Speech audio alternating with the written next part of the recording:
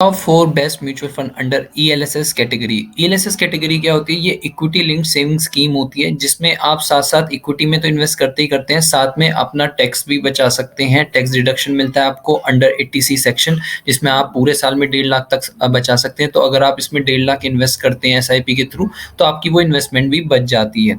इसका सबसे अच्छी बात ये है कि जो ये सारे म्यूचुअल फंड होंगे, इनकी क्रिजल रेटिंग 5 होगी। सबसे पहला फंड है quant tax plan, direct plan growth का है। ये एक्सपेंस रेशो इसका 1% से कम है, जो कैटेगरी एवरेज से भी कम है, 0.57। रिक्सोमीटर पे ये हाई है क्योंकि पूरा इक्विटी में इन्वेस्ट करते हुए।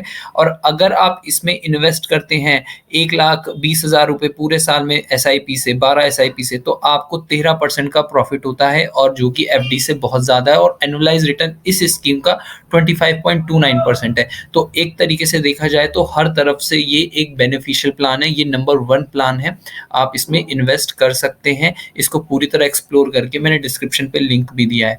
उसके बाद करते हैं आईडीएफसी टैक्स एडवांटेज फंड, जिसका एक्सपेंस रेशियो 0.74 है। 100 मीटर इसका भी हाई होगा, लेकिन क्रिजल रैंक है इसकी 5, जो कि सबसे बहुत टॉप पे मानी जाती है। गुड परफॉर्मेंस होती है सारे और बाकी म्यूचुअल फंड के कंपैरिजन में। ये एक डायरेक्ट ग्रोथ फंड है, आपको डिविडेंड नहीं मतलब नहीं मिलेगा। उसके बाद हम बात करते हैं इसकी जो प्रॉफिट एंड लॉस है वो 7.89% है, और एनुअलाइज रिटर्न जो है वो है 14.91%। तो आपको पूरे, अगर आप इसको एक साल में बेचते एसआईपी 10,000 करके, तो आपको 1,29,470 रुपए के आसपास इसमें आपको प्रॉफिट होता। और प्रॉफिट नहीं मतलब पूरी वैल्यू जो आपको मिलती।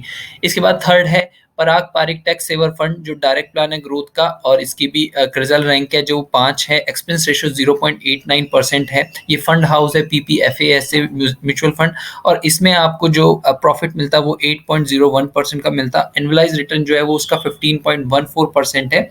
और सेल करने पे, अगर आप एक साल में से सेल करते हैं एसआईपी खरीद के, तो आपको 1,29,610 रुपए मिलते हैं, जहाँ की आपकी इन्वेस्टमेंट 1,20,000 है, जो कि आप सेव कर सकते हैं अंडर 80C टैक्स सेक्शन के।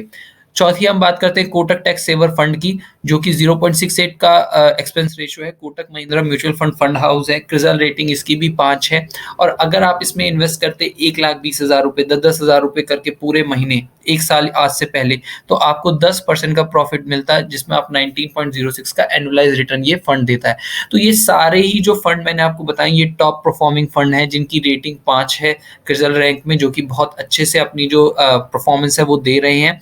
और आप ईएलएसएस कैटेगरी में 3 साल का लॉक इन होता है, लेकिन साथ साथ आप उसमें अपना टैक्स भी बचा सकते हैं।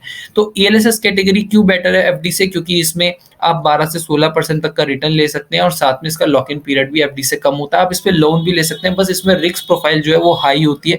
फिक्स डिपॉजिट पे तो देखिए कोई रिस्क होता नहीं है, अनटिल अनलेस आप बड़े बैंकों में, जैसे जो टॉप 3 बैंक है आईसीआईसी, एक्सिस और ये एसबीआई और एचडीएफसी, में इन्वेस्ट करें। छोटे बैंकों में एफडी ना लगाएं। देखिए आपने देखा ही आजकल वो भी रिस्क पे चल रही है। फाइनेंस विद पीजी को सब्सक्राइब करें ऐसे ही म्यूचुअल फंड्स के लिए और ऐसे ही स्टॉक मार्केट की टिप्स के लिए, ताकि आप अच्छे से अपने जो इन्वेस्टमेंट है उसे एलोकेट कर सकें और आप साथ साथ उससे बेनिफिट पा सकें। धन्यवाद।